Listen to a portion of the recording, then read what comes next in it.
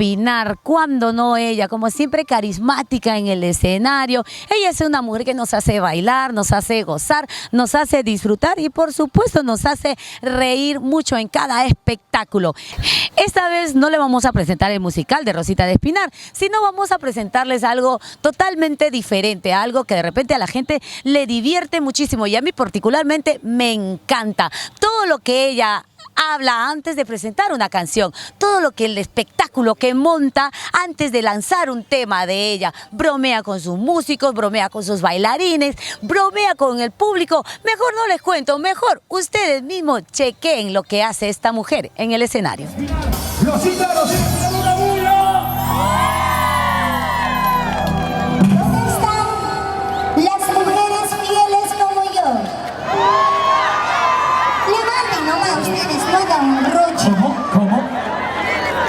¿Dónde están las mujeres trabajadoras? Las que no necesitan que un hombre le compre la cerveza. Porque eso que te digo, mi amor, yo te invito, eso tiene doble sentido. ¿Perdón? Te invito bonito y luego si quiere cobrar. Así que por favor, a todas las mujeres, hoy vamos a invitar la cerveza a los varones. Así es. Claro, gracias. Gracias. Revísalo primero y luego inviertes, ¿sabes? ¿Por qué? Luego en la noche cuando quieres cobrar se va a dormir. No, pues, la inversión al agua sí o no. Claro. Mejor no hay que invertir en los varones, hay que invertir en nosotras mismos, pues claro. Salud, ¿dónde están las mujeres que están tomando su chelita? A ver, ¿dónde están las mujeres cheleras? Las que no tienen una cerveza en la mano es porque son unas mantenitas.